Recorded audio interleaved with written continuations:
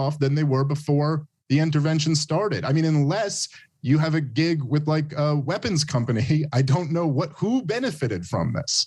Well, we've made millionaires out of lots of compliant 3- and 4-star generals, obviously, who work tirelessly to keep us there.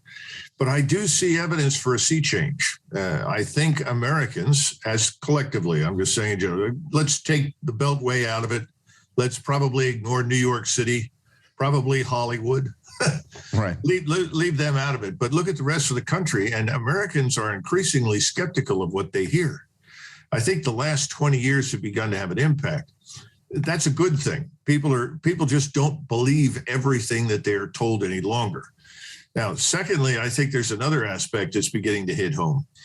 In the past, Washington was always able to insulate the public from any damage. When I'm talking about damage, economic damage, human carnage, we went to this small volunteer force. We didn't take very many casualties, and people would assuage their guilt with lots of contributions to organizations there to help veterans. But frankly, there was no real suffering inside the United States. The second part of this, of course, was no war tax. The first time we didn't have a war tax was under Harry Truman, because he knew that if he had a war tax, the Korean War would end pretty quickly. Americans would say, I don't think we should be there anyhow, and we'd have come home. Well, you have a similar situation now, only instead of it being a war tax, the economy is extremely fragile. You listen to Mohammed El-Arian, who I think is one of the better analysts that speaks publicly, is a very smart man. He pointed out that just 100 base point increase in the interest rates would probably crash the American economy. So it looks like we may get a 25 to 50 point increase, but we won't go to the 100-point increase because people know that it will tank us. Well, what kind of an economy do we think we have if a 1% rise in the interest rate can crash the economy? Well, the answer is we don't have much. Everybody says, well, look what we did after the Depression. Look how we roared back in the 80s after the big recession. Well, we had a manufacturing base. Yeah. There were jobs, and we could put Americans into those jobs.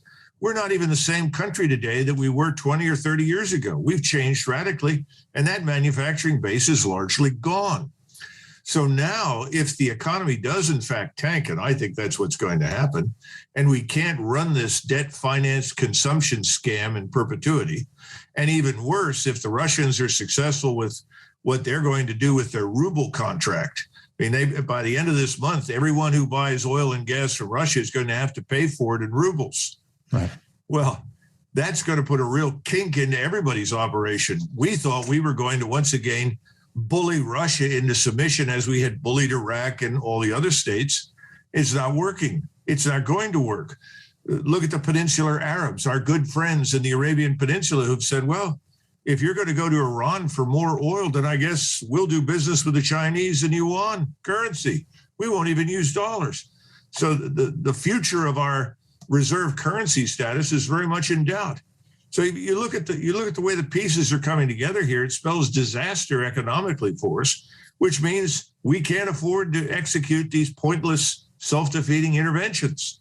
These wars of vanity will have to end. That may be a good thing.